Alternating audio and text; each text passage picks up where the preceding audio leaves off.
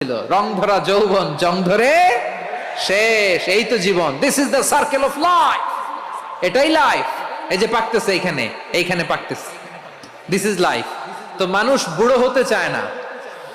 এখন দেখবেন যে অনেক শ্যাম্পু বেরোইছে, শ্যাম্পু অ্যান্টি এজিং শ্যাম্পু।